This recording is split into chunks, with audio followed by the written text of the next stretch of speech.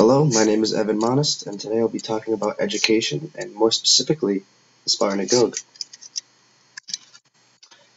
And here's an overview of my presentation. First, I'll be talking about ideological criticism and its definition. Then I'll be talking about the Spartan Agoge, and I'll have a short video on that. And then I have differences to Athens' education system to give you another perspective on the education system in ancient Greece. Then I will give you my morality and effectiveness issues I have, which is basically the answer to my research question, which is coming up. And then I go over everything in my conclusion. And here is a picture of Lycurgus, who was the creator of the Spartan Agoge. So, here's ideological criticism. This is the rhetorical criticism I'm going to use for this presentation. And according to Foss, these are the stages. You need an artifact, a presented element, suggested elements, and the ideology that you form. So my artifact was the Spartan Agoge. The presented elements was developing military. Suggested elements were obedience, fortress in distress, and victory in battle. And that is a quote from Plutarch. And ideology. And my ideology is it held Sparta back. It was not very effective, and it was immoral. And here's my research question. Was the Spartan Agoge an effective education method for the youth of Sparta?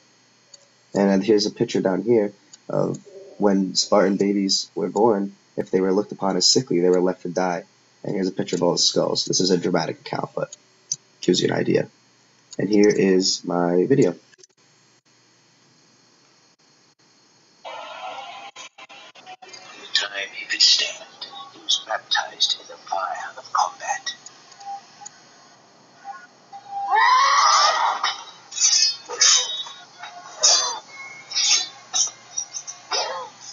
Taught never to retreat, never to surrender, toward the death on the battlefield in service to Sparta was the greatest glory he could achieve in his life. At age 7, as is customary in Sparta, the boy was taken from his mother and plunged into a world of violence. Manufactured by 300 years of Spartan warrior society to create the finest soldiers the world has ever known. The Agoge, as it's called, forces the boy to fight, starves them, forces them to steal, necessary to kill. So that was a very dramatic account. That's actually from 300, which I believe most of you are familiar with. So I already talked about when the child is born, the sickly ones are left to die. And the kids are plucked from their mothers at the age of 7, and they stay in the Agoge until they're age 30, so for 23 years. Then in there, they are schooled in the ways of war, stealth, determination, and courage. The problem is brutal conditions. They were whipped, they were starved, they had to fight each other, and there was horrible living conditions. And like I said, they were starved, but they were also encouraged to steal for food. But if they were caught, they were whipped, but brutally. So it was terrible conditions. So then I juxtapose this to Athenian education, which is Athens was obviously another very influential polis in ancient Greece. So, in a quote from ABC, in ancient Athens, boys started going to school at the age of 6 or 7. They had to go to 3 different schools, one for sport, one for music, and one for things like reading and writing. So basically, this sounds very familiar to an education system today, where we're very well-rounded.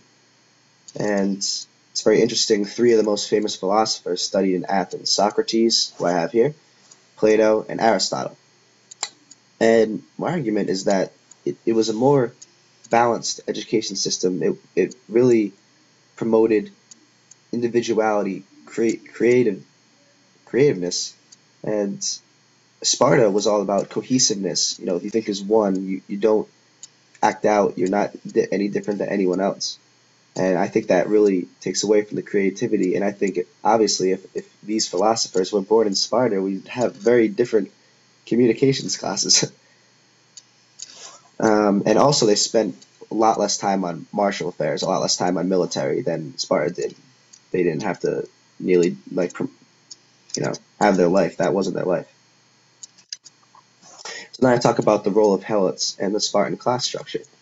So my argument is with the Agoge taking up so much of a Spartan's life, the Spartan social structure suffered since they were all at war and they didn't have as much to put into their own city. So they had these slaves known as helots, and that was when they took over a land. They took these slaves. They were a mishmash of all different people around ancient Greece. They were forced to do the farming for them, forced to do all the things that Spartans didn't want to do, basically. And they were repeatedly abused and oppressed and just treated horribly, as you can imagine a slave would. And not surprisingly, this led to revolts. The most famous of which was in 465, after a giant earthquake near Lacedonia, which is Sparta, and a lot of Spartans were actually killed in this, and the Helots said, "Oh, you know what? This is a great time to strike." So they go in and they revolt against Sparta, and Sparta was so desperate because they were completely outnumbered by Helots that they went to Athens for help, and you know how desperate they had to be to do that. And Athens actually sent a small military to help them, and in true Spartan fashion, they said, "Oh no, we're too proud." They changed their mind last minute, and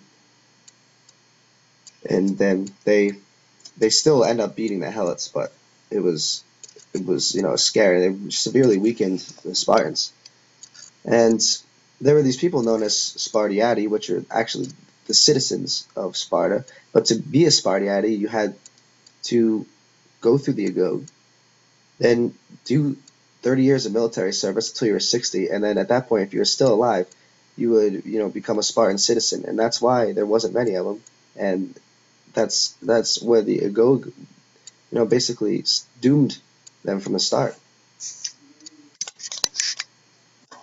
So my conclusion, I think that the Spartan Agoge did create what the Spartans intended it to do. It did create super warriors. It did create brave warriors that were just mythical. They were legendary. We're still talking about them today.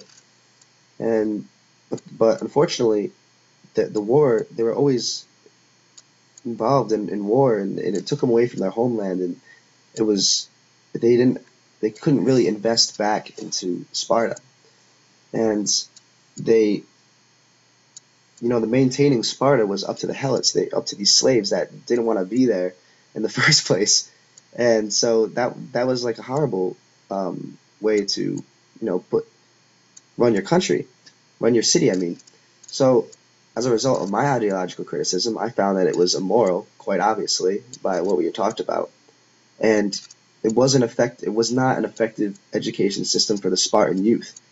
It did not create a well-rounded individual, and that's what you needed in these ancient times. That's what we need today. That's why there's not very many military states. That's why the United States is so well, because we encourage creativity. We encourage independence, and this Spartan Agoge also, I think, led to the downfall of Sparta through revolt and internal discord, because there was also obviously revolts are going to weaken your forces, but internal discord also, a lot of people were displeased with the Agoge, and the famous example would be Synodon, who was in the Spartan Agoge, and he decided he didn't like the system very much, and so he got a bunch of followers to come with him, but obviously through treachery they found out of his plan, and he was obviously put to death. But there was, a lot of people were beginning to be like-minded like that and saying, this system is not very good for us, and that weakened Sparta. And then they finally lost in the Battle of Leuctra to the Boeotians. But at that point, they were already so weakened from all this revolt and internal discord and constantly keeping the Helots in check and their own people in check, who were deciding that they didn't like the idea of the Agoge. And that is all I have for my presentation. So thank you very much for listening, and I wish I could answer your questions. But all right, thank you.